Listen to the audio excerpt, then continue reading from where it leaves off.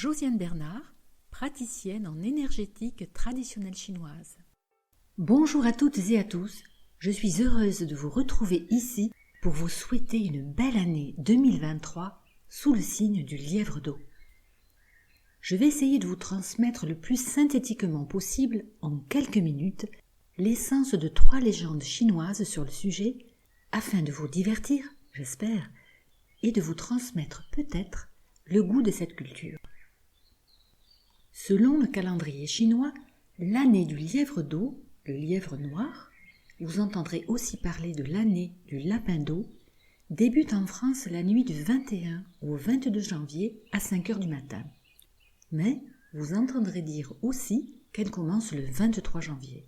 En fait, cela n'a pas d'importance, pas de débat ici sur ce sujet, car ce qui nous importe, c'est de connaître davantage ce lièvre d'eau. Les natifs du lièvre sont les personnes nées en 1927, 39, 51, 63, 75, 87, 99, 2011 et 2023, bien sûr. Mais au fait, doit-on dire lièvre ou lapin ?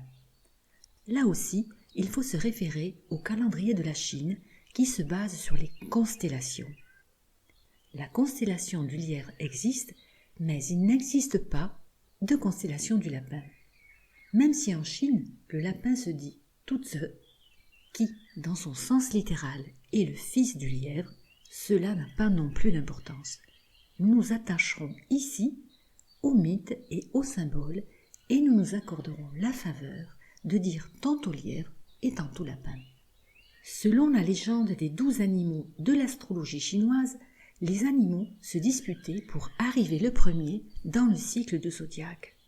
N'arrivant pas à les départager, l'empereur de Jade organisa un concours et le lièvre arriva en 4e position. Cette légende raconte aussi que le lièvre, rapide et de petite taille, profita de la protection des pattes du tigre pour arriver le 4e. Voyez-vous, en Occident, nous avons de la sympathie pour le lapin, qui revêt souvent la forme de doudou pour nos bébés, ou de personnages amusants dans les dessins animés. En Feng Shui, le lapin d'or est censé multiplier l'argent que le crapaud à 3 pattes s'est chargé d'attraper, assurant ainsi une richesse assumée, en tout cas pour les Chinois, car ils n'éprouvent pas de honte à afficher leur richesse. Il est possible qu'en ce début d'année, dans les magasins asiatiques, vous voyez des lapins d'or en bijoux, qui vont être un présent très apprécié en ce début d'année pour porter bonheur.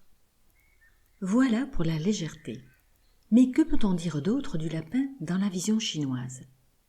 Symboliquement, il est associé à l'adresse, la rapidité, mais aussi à la prudence. C'est un animal qui peut rester immobile longtemps pour scruter son environnement et courir aussi vite que l'éclair pour fuir un danger. Le lapin est donc un animal vigilant, agile et rapide. Il possède le don de l'observation et sait garder son sang-froid, mais il sait aussi fuir rapidement le danger venu. On dit que les natifs du lièvre sont prudents, discrets et qu'ils possèdent un grand sens de l'amitié.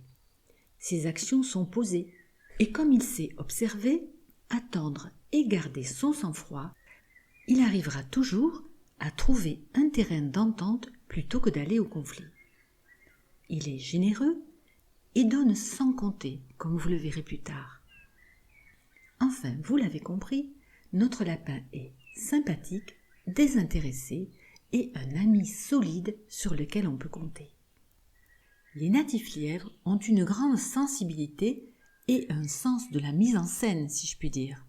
On trouve beaucoup de personnalités dans le domaine artistique, mais on en trouve aussi, plus sérieuses, dans le monde politique par exemple, qui ont également un grand sens du spectacle. Voici quelques grands noms lièvres qui incarnent ces qualités. Benoît XVI, Simone Veil, Jack Lang, Bernard Kouchner, Fabrice Lucchini, Laurent Ruquier, Cécile Duflot, Jules-Édouard Moustique de Groland, Robert Alagna, Quentin Tarantino, Jamel Debbouze ou encore Jean-Luc Mélenchon. Revenons à présent sur la symbolique. Bien connu pour ses performances en matière de reproduction, le lapin représente la capacité d'engendrement, et de façon généreuse, puisqu'il est connu comme étant chaud, d'où l'expression « chaud lapin », enfin coureur. Pour ses performances en matière de reproduction, le lapin est donc associé à la fécondité, mais aussi à la prospérité dans la culture chinoise.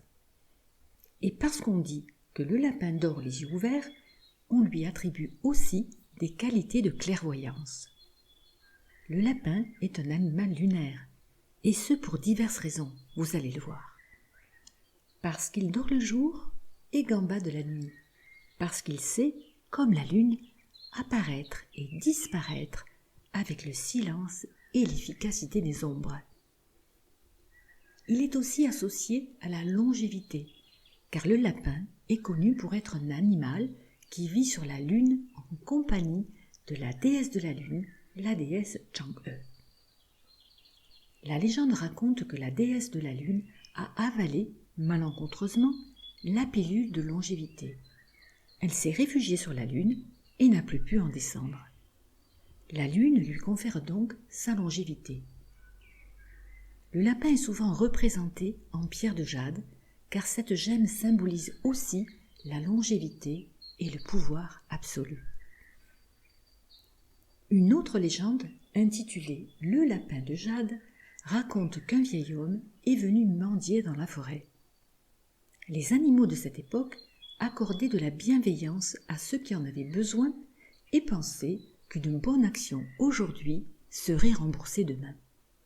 Ainsi, pour aider l'homme qui mendiait, le singe apporta des fruits, le chacal apporta un pot de lait caillé et la loutre ramassa du poisson mort dans un étang. Mais le lapin qui ne mangeait que de l'herbe s'est offert lui-même en offrande à l'homme. Et l'homme ne l'a pas tué et lui a révélé sa véritable identité. Il était le dieu Sakra. Profondément touché par le sacrifice désintéressé du lapin, il envoya le lapin sur la lune pour y devenir le lapin immortel, le lapin de jade. Voilà ici une autre bonne raison de voir la forme d'un lapin à la surface de la lune. En effet, lorsqu'on regarde la lune, la silhouette d'un lapin apparaît visible depuis la Terre. Bien sûr, c'est une illusion d'optique qui nous fait associer une forme à quelque chose d'identifiable, et dans ce cas, à la forme d'un lapin.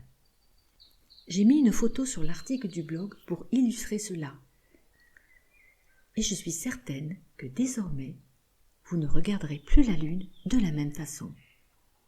Quel que soit le lieu où nous sommes sur Terre, nous aurons toujours la possibilité de regarder et d'admirer le lapin sur la lune. Exemple de droiture, car il a su réellement donner, et rien d'autre que lui-même, symbolisant à la fois le renoncement et une confiance totale dans la délivrance future. Le lapin se trouve donc très souvent représenté en Chine sur la surface de la Lune. Vous pourrez parfois le voir en train de piler dans un mortier. Suivant une croyance populaire, l'animal est censé piler des remèdes, et peut-être bien qu'il confectionne des élixirs d'immortalité, puisque nous l'avons vu, il vit en compagnie de la déesse immortelle Chang'e. Voilà, j'espère vous avoir fait voyager et rêver un peu pour que vous puissiez bien accueillir cette année 2023. Car, pour conclure, le lièvre est un bon signe zodiacal, c'est un signe de bon augure.